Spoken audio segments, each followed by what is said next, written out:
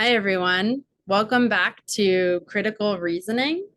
So the first thing that I want to say is you should not start watching this video until you have watched the lecture video on argument basics. There, I speak about the basics concerning, certain terminology we're going to be using for the rest of the course, as well as some of the basic steps to breaking down arguments. So once you have watched that video, move on to this one. And in this video, we're going to now move to discussing the two main forms of arguments: deductive arguments and non-deductive arguments. So let's get started.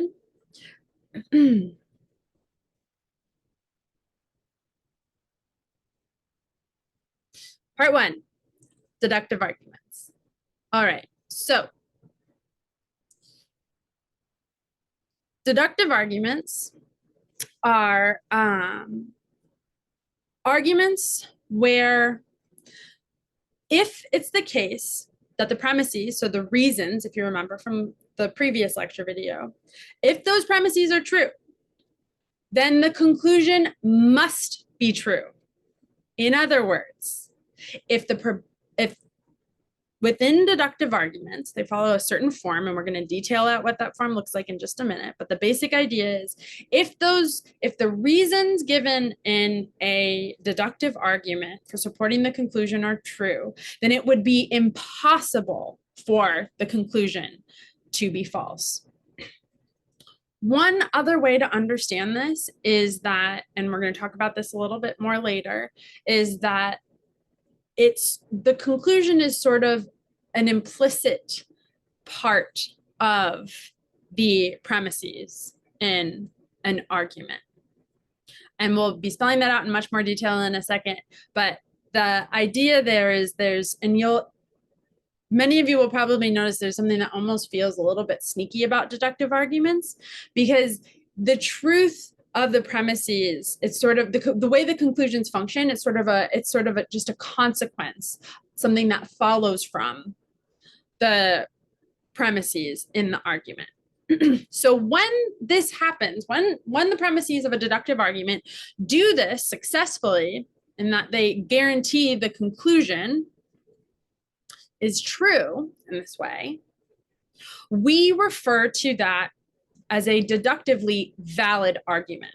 So one thing that I want to emphasize right off the bat, sort of just like I had this little spiel last time about how we use that word therefore, this way that we use the term valid here is a very specific application of the term. There's within philosophy and in this class, and I am going to be very adamant about this, the way that we use the term valid is not the way that we use it in regular day-to-day life, right? When we use the word valid, like, oh, yeah, like so-and-so made a valid point, or yeah, I think that's valid, right? Like what we're saying is, yeah, I think that's viable. Like I get where you're coming from. Like, yeah, that seems like a legitimate claim, right? That is not at all what we mean when we use the word valid in this class and in philosophy more generally. The application of this term valid is one that we only appeal to when we're talking about these kinds of arguments, like I was saying just a second ago, arguments where the truth of the premises guarantee sort of are already smuggle in the truth of the conclusion. So when you're going to be asked, because this is going to happen a lot, you're about to get a lot of practice doing this, to break down an argument, evaluate it, say maybe evaluate a deductive argument, right? The first thing you're going to want to look to is whether the argument is valid. I'm going to say, okay, do the premises guarantee that the conclusion is true? It's the first thing that we want to check for.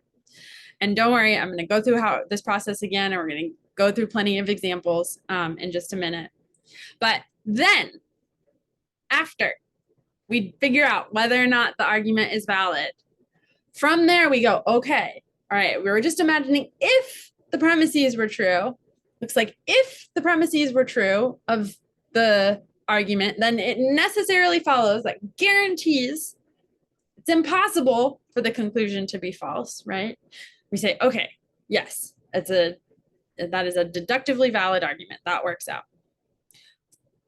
Then from there we go, okay, are the premises actually true? Let's go check the real world and see if the premises are actually true. So when we're checking for validity, what we do is we go, well, like, let's say like hypothetically all of this is true. Does that guarantee that the premise is true? And then, and only if we say that that argument is valid, then we move on and we check to see if the premises are actually true. So we do not, if we find an argument is invalid, we stop.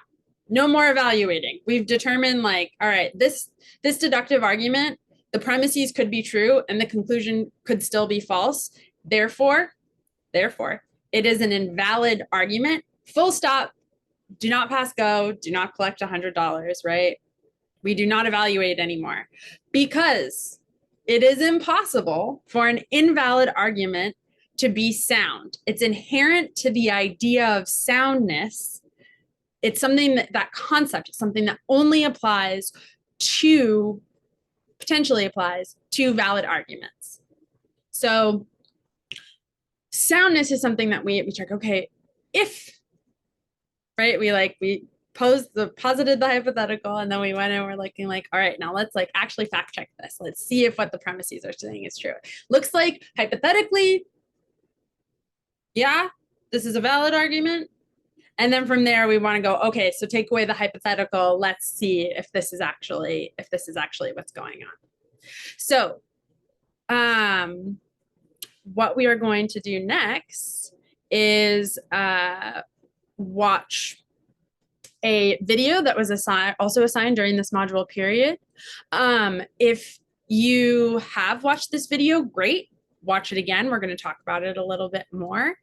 And if you haven't watched the video, I strongly urge you later on to watch it again, because as you're going to see, once you're working on that practice sheet, once you're working on that module worksheet, doing this stuff, implementing these concepts might feel really clear initially looking at them, but when you're doing it, when it's in practice, like you'll see it gets muddied pretty quickly. And watching videos like the videos that I have assigned and we're about to watch in a minute, really, really helpful. They give they're like a nice, like short little, clear, accurate way to describe what's going on here. Watching these videos again will really help you. So if you get stuck working on one of the assignments during this module period, again, I strongly encourage you to rewatch this video or other videos in the module period to help sort of unstick yourself. All right, so without further ado, let's watch this video, hopefully again.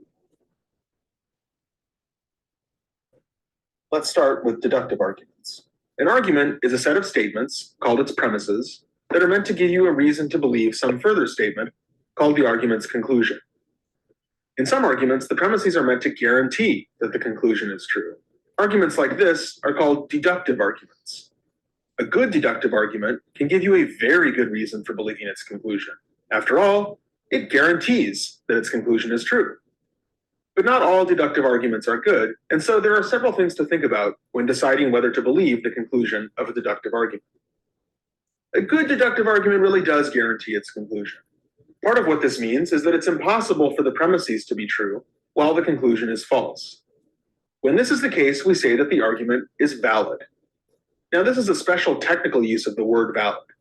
In ordinary life, we often use this word to mean something like good, cogent, or reasonable. Like, if you're disagreeing with someone about something and they respond to a claim you make by saying something that seems pretty reasonable to you, you might say, well, I guess you have a valid point. Though that's what the word often means in ordinary life, it's not what the word means here. When philosophers say that an argument is valid, they always mean this very specific thing, that if the premises are true, the conclusion must also be true. There are several other Wi-Fi videos that discuss this notion of validity in more detail. To say that an argument is valid is to say something about the relationship between the premises and the conclusion, namely that if the premises are true, the conclusion must also be true. But it's not to say that its premises or conclusion are true. Consider, for example, this argument. Premise 1. Beyonce was born in Paris. Premise 2. Everybody who was born in Paris loves cheese. Conclusion. Therefore, Beyonce loves cheese. Those premises are false. Beyonce was born in Houston, and I'm willing to bet that at least some people born in Paris hate cheese. Still, it's a valid argument. If the premises were true, then the conclusion would have to be true. But because the premises are false, this argument doesn't give you a good reason to believe its conclusion, even though it's valid. Philosophers call a valid argument with true premises sound. Like the word valid, the word sound is a term with various meanings in ordinary life, and it can be used to describe some claim as reasonable or compelling. But when philosophers describe an argument as sound, they always mean this very specific thing, that it's valid and that its premises are in fact true. Here's a pretty boring sound argument. Premise 1, Beyonce was born in Houston. Premise 2, everybody who was born in Houston was born in Texas. Conclusion, therefore Beyonce was born in Texas. For more discussion of the concept of a sound argument, see Aaron Ensel's Wi-Fi video entitled Soundness. So before deciding whether to believe the conclusion of a deductive argument, you need to determine whether the argument is sound. And this in turn requires determining whether the argument is valid and whether its premises are true. Well, how do you tell whether an argument is valid? Sometimes it's just obvious, but often it's not so obvious. One way to figure out whether an argument is valid is to see if you can think of a counterexample to it. A counterexample is a case, either real or imaginary, where the argument's premises are true, but the conclusion is false. So for example, consider this argument. Premise 1, classical musicians appreciate opera. Premise 2, Beyonce is a pop star, not a classical musician. Conclusion, therefore, Beyonce doesn't appreciate opera. Now suppose that Beyonce's been listening to opera since she was a little girl and loves Mozart's Don Giovanni. Well, then she'd appreciate opera. The conclusion would be false, even though the premises would still be true. It would still be true that classical musicians appreciate opera and that Beyonce is a pop star, not a classical musician. This counterexample shows that the argument isn't valid, and so that even if the premises are true, the argument doesn't provide you with the reason to believe its conclusion. There are other more formal techniques for figuring out whether an argument is valid, which we'll hopefully be able to discuss in future videos. Now, if you don't know whether the premises of an argument are true, then even if the argument really is sound, it doesn't give you a good reason to believe its conclusion. When you know that an argument is valid, but you don't know whether its premises are true, the argument gives you at best a conditional reason to accept its conclusion. If you learn that its premises are true, then you'll have to accept its conclusion. So how do you tell whether an argument's premises are true? Well, this isn't the kind of thing logic or philosophy can give you much help with. To figure out whether an argument's premises are true, you need to do some research. This is one reason why being a good critical thinker requires more than just logical abilities. It also takes a lot of real-world empirical knowledge. Unless you know enough to know whether an argument's premises are true, then even if you're a really brilliant logician and know that the argument is valid, it doesn't give you reason to believe its conclusion. The more you know, the better you'll be able to evaluate deductive arguments. All right, so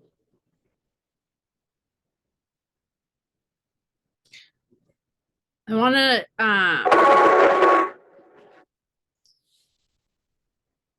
go dig a little bit deeper into the point that Jeffrey just made in his video, where he was talking about how, you could be, the most logical person, the smartest logician, and be able to say, yes, this argument is a valid argument, but you have to be capable of really investigating the world in order to know that the claims being made in the argument are true.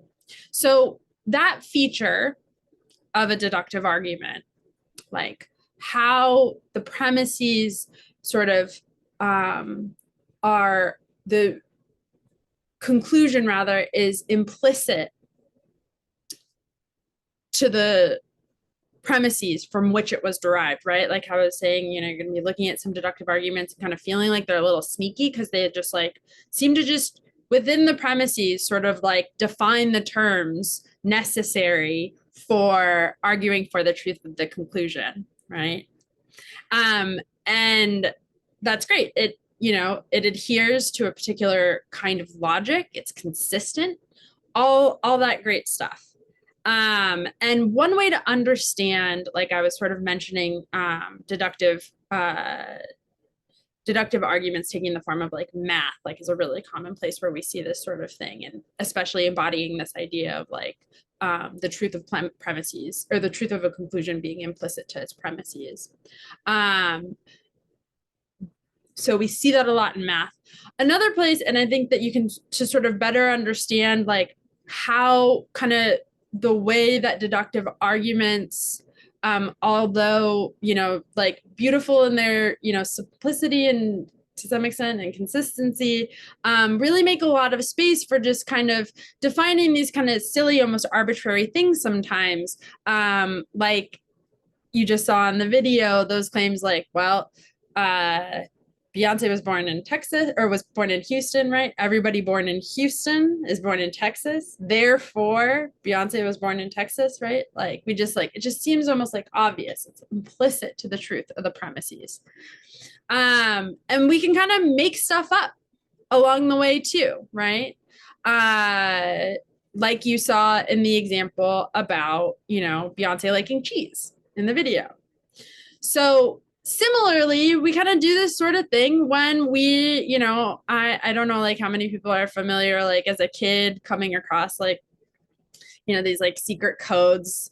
I think that that's kind of a popular thing, but at the very least, I'm sure everybody here is to some extent familiar with this idea of a cipher, right? Like a lot of like secret organizations, like 100 years ago, 100 years ago or so, would use them to like send secret messages, right? Where you just can arbitrarily come up with a system for interpreting certain symbols on a page, right? Like you develop a cipher that somebody can use to then sort of like transcribe the message that you're trying to like secretly convey, right? So like a really, one really easy sort of secret code or cipher could be using like a reverse alphabet where A is Z, B is Y, C is X, D is W, right? Like you just like all of the letters just represent the letter on the opposite end of the alphabet spectrum.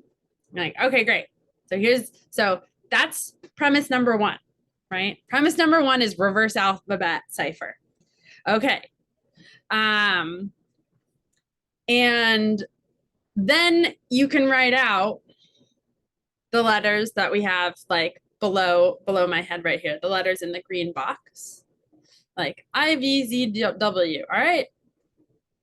Just that word. Therefore, this means ready, right? So we have premise number one functions as like this reverse alphabet.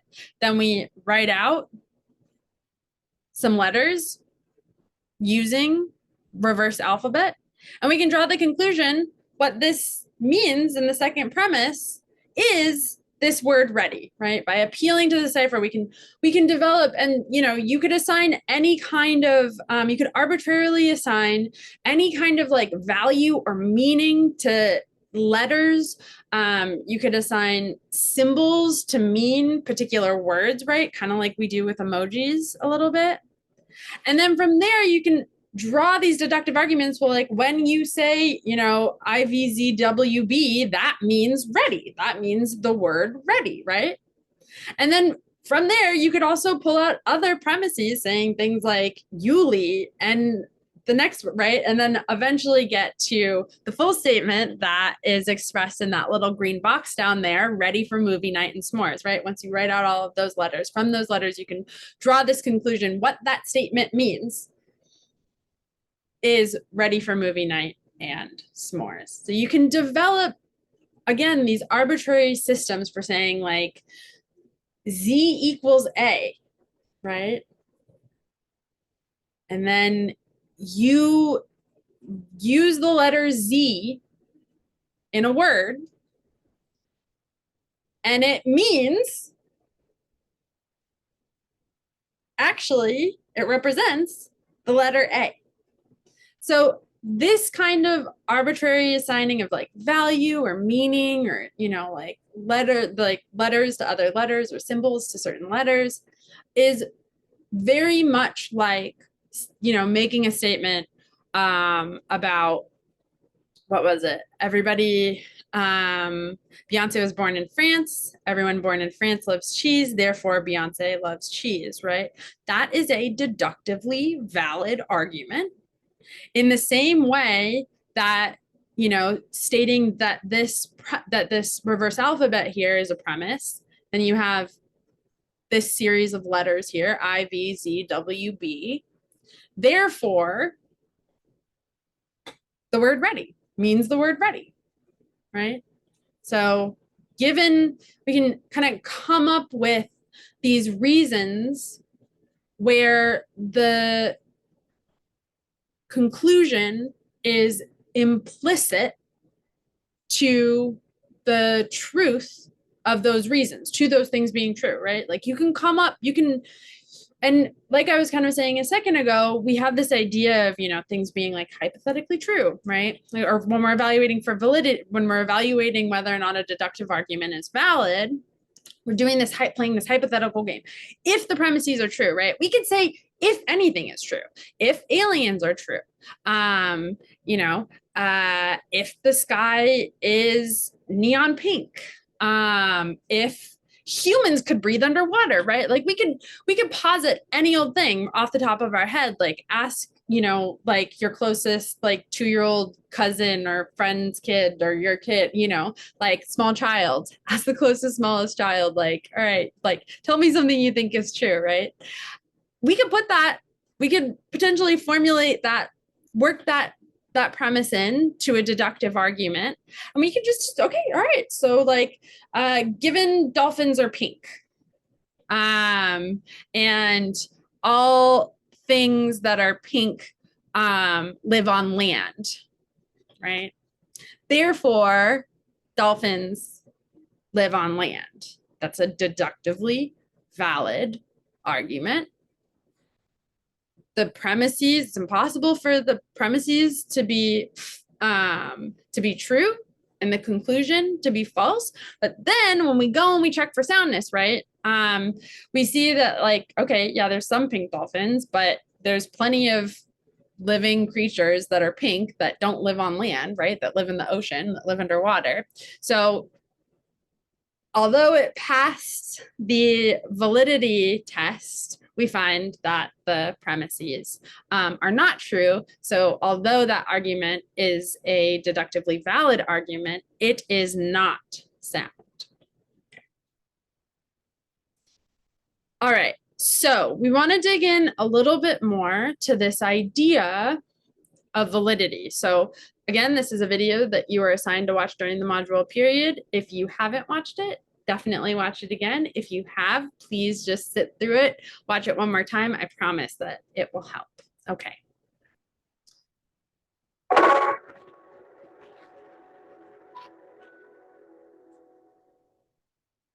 Hello, I'm Paul Henney, and I'm a philosophy graduate student at Duke University. And in this video, I'm going to discuss validity, an important tool for evaluating deductive arguments. You've probably heard someone say, that's a valid point, or maybe in an argument, you've heard a friend say something like, that's valid, but in these everyday uses of the term valid or validity, people often mean to convey something like, that's a good point, or that statement's true. But I won't be talking, in this video at least, about those usages. Instead, I'll be discussing the technical philosophical notion of validity, as in a valid argument.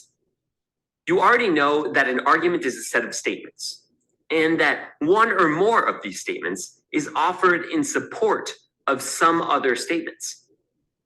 The statements doing the supporting are called premises, and the statements being supported are called conclusions.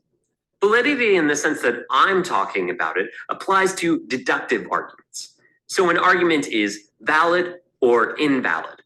Validity then isn't a property of statements or anything of the like. So what exactly is a valid argument then? Well, suppose that you make the following arguments. And here I'll use P's to stand for premises, and I'll use a C to stand for the conclusion.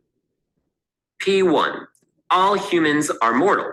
P2, Iris Murdoch is a human. C, therefore, Iris Murdoch is mortal. Suppose that I say that your argument is valid. Do I mean to say that your argument is good? Do I mean to say that your conclusion or that all of the premises and conclusion are true? While this might sound like what I'm saying, validity has nothing to do with the truth of the conclusion or with how good the argument is in general. So let's define it. An argument is valid if and only if the truth of its premises guarantees the truth of its conclusion. That is, validity is a property of arguments such that if the premises of the arguments are true, then the conclusion must be true. So it's impossible for a valid argument to have all true premises unless the conclusion is also true. When an argument is valid in this sense, we say that the premises entail the conclusion. So let's back up for a second.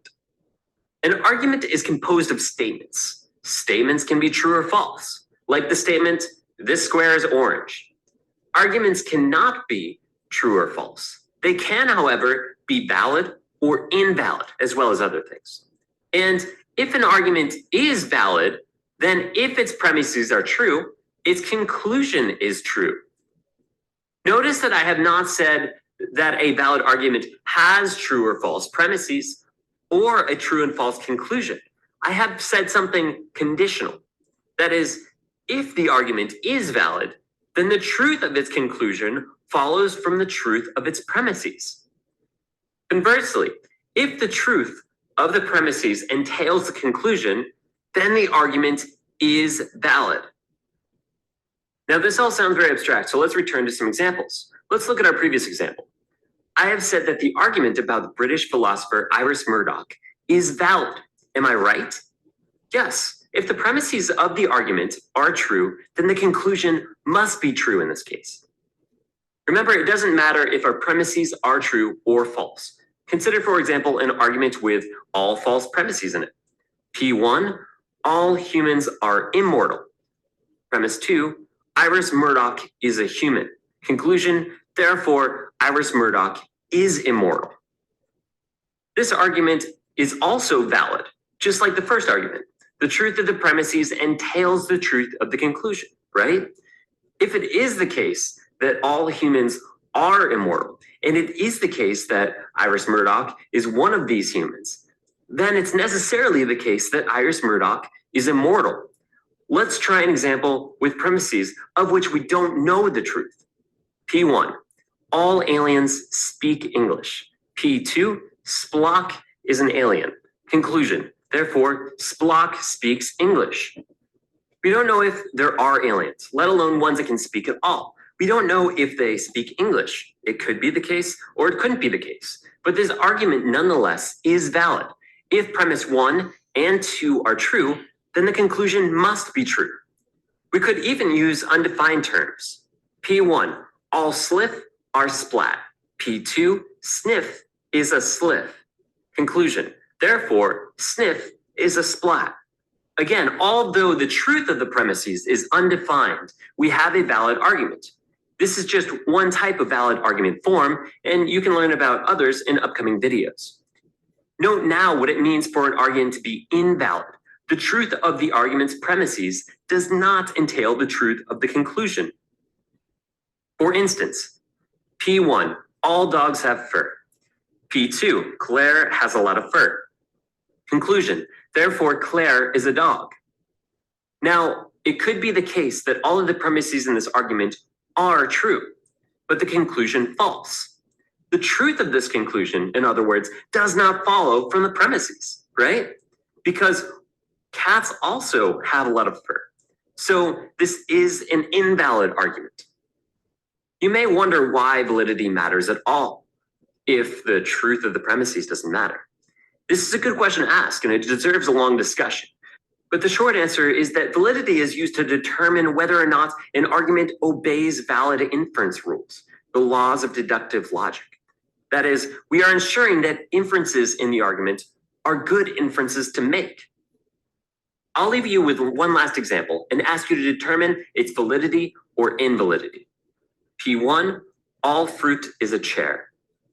P2, square is a chair. Conclusion, therefore, square is a fruit. What do you think? Okay, so first of all, anyone who would like to attempt to answer this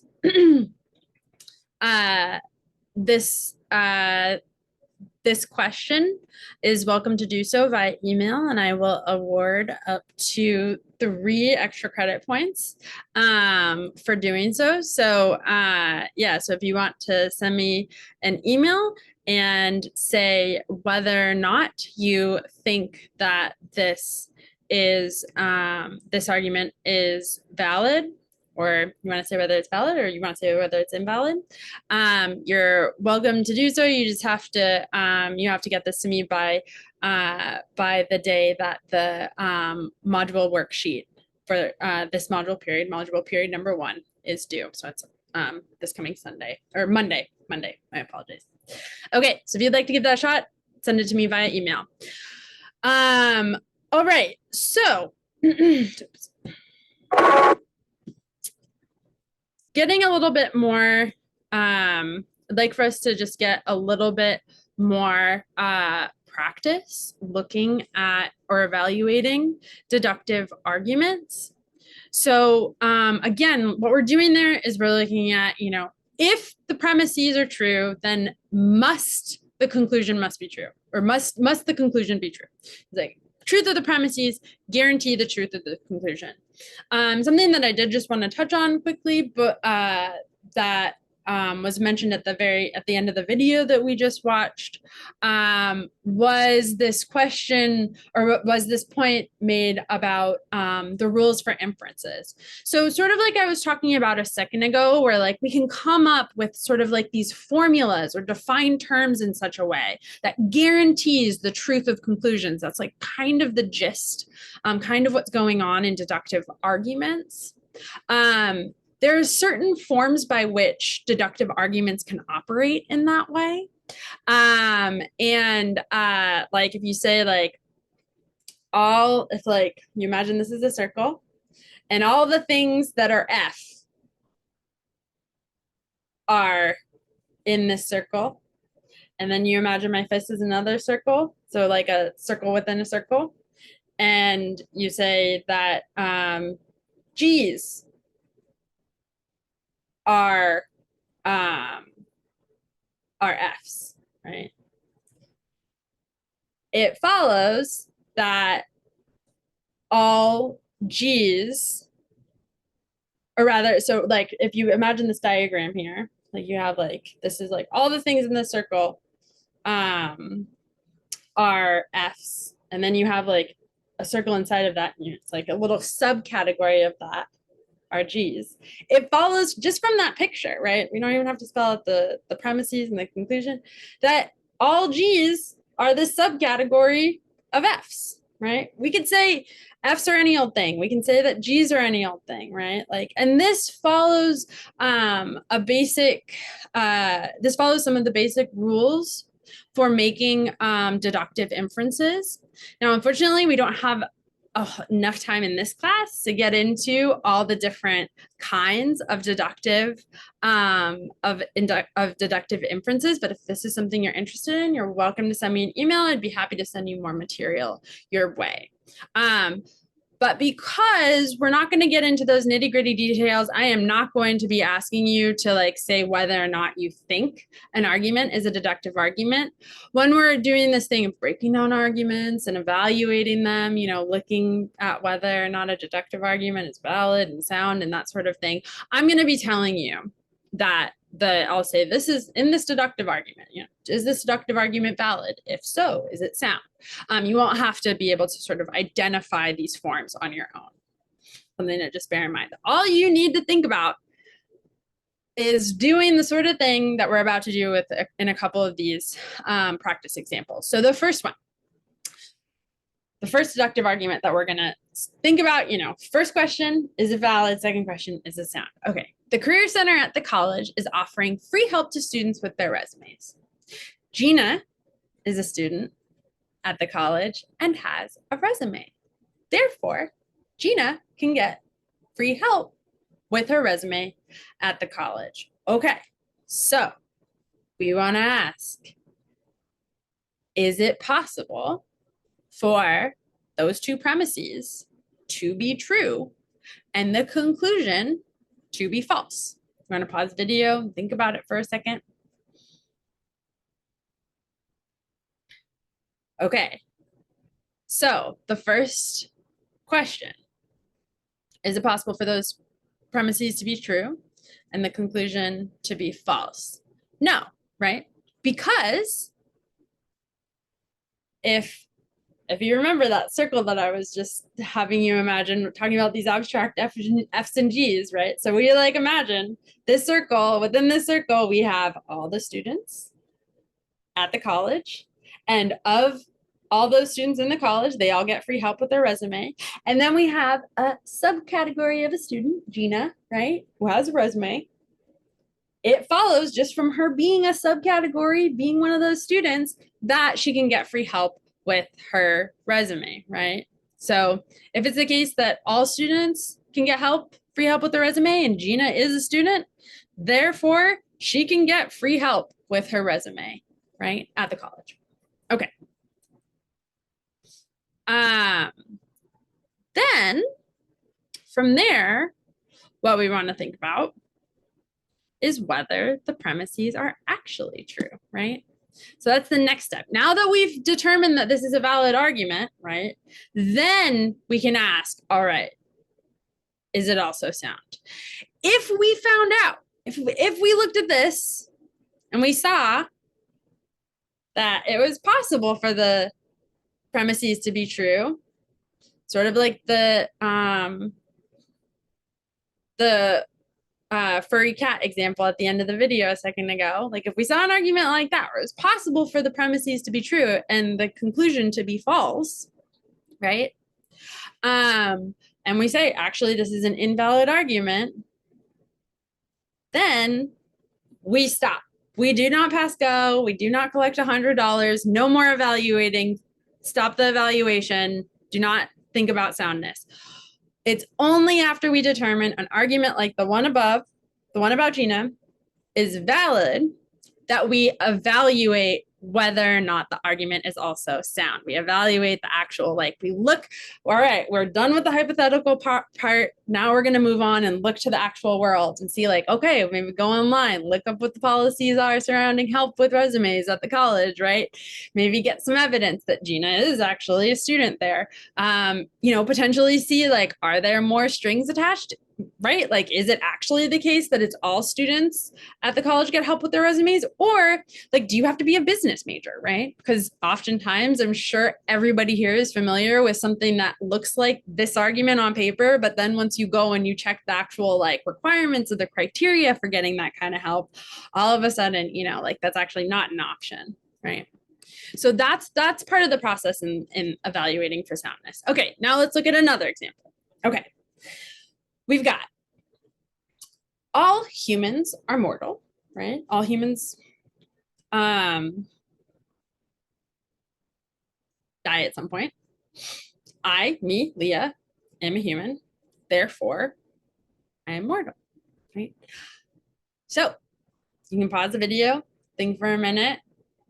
Is this a valid argument? Do the premises, the truth of the premises, guarantee that the conclusion is true? And you can try to potentially imagine, all right,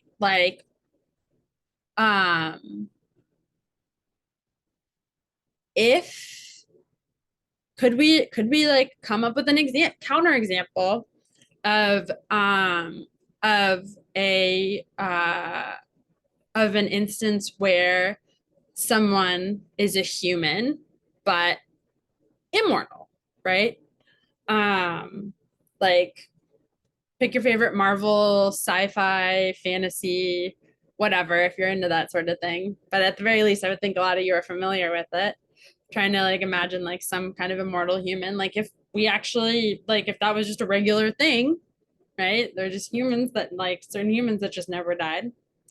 Then we would have an example, a counter example of an instance uh where we have a person who is a human but immortal.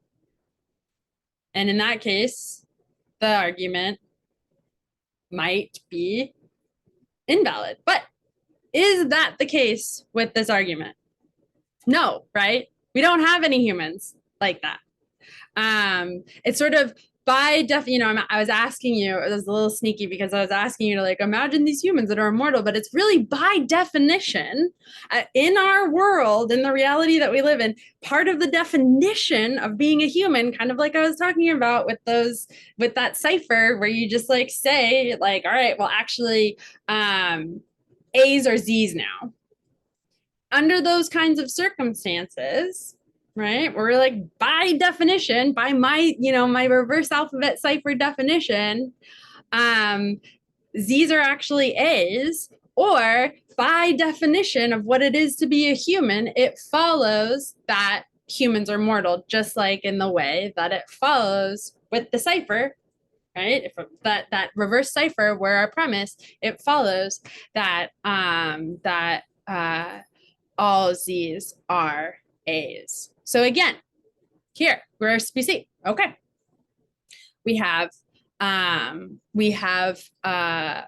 valid argument. And then we can pass go, collect $200, right? We're allowed to move on and check for soundness. Again, if you find that the argument is actually invalid, you stop. No more analysis. You're done evaluating. You just write invalid and you move on. Here, that's not the case though. So what we want to do is we want to go and check to the world, sort of like I was doing a minute ago, where I was really just checking the definition of what it is to be a human, right? It's built into the definition. We fact check what our definition is. And according to that definition, all right, it's consistent. All humans are mortal. I am human, therefore I am mortal. Okay. So one thing that people really like about deductive arguments, I think that oftentimes when people talk about being logical, right, like having like your definitions clear in your mind, like a nice consistent argument, that sort of thing, it's really nice just being able to lay out the definition, and from the definition of certain things, other truths follow, right? It's impossible. It is a surefire thing.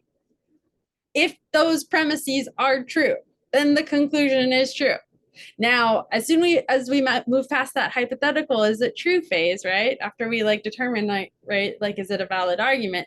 We might check the world and we might see like, actually, Beyonce wasn't born in France, and or not all French people love cheese, right? So like, it's a valid argument, but it's not sound.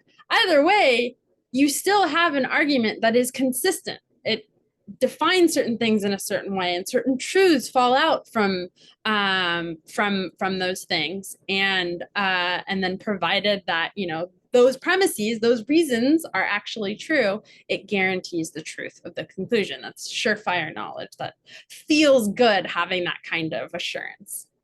Now, the downside to this is sort of laid out in the examples I was just talking about, like the cipher example from a little bit ago, the example about cheese. They're pretty limited, right? Like you have to, it's already, they can't tell us anything new about the world. It's the truth of deductive arguments, or the conclusions of deductive arguments, valid deductive arguments, are sort of entailed or implicit to the premises from which they're derived. It's just sort of spelling out some of the consequences that were already contained within the premises. So that's the downside. And so just to give us a little bit more of a sense of what I am talking about with that, I think this is maybe a kind of deductive argument that we're a little bit more familiar with. Like, I think that people, like, you can sort of define your own terms for, you know, what counts as a truly great musician or a truly great artist, right? Like people develop criteria for that. And then from that criteria, really implicit within that criteria, they can then argue like, well, you know, this individual artist, this individual musician, like they are, you know, a truly great artist. So like in this argument that you see here, musicians who produce music that is popular for a very long time are truly great musicians, right? That's someone's criteria, kind of a definition that they give for what counts as a truly great artist, musician. Okay, then they give a specific instance of that, right? This is another time where we see like that circle. We have all the great musicians. And then we have somebody who is a subcategory of all those people who are great musicians, right? Because Madonna is someone whose music has been very popular for a very long time. So according to what my criteria is for a truly great artist, Madonna is an individual who satisfies that criteria. Therefore, she is a truly great musician.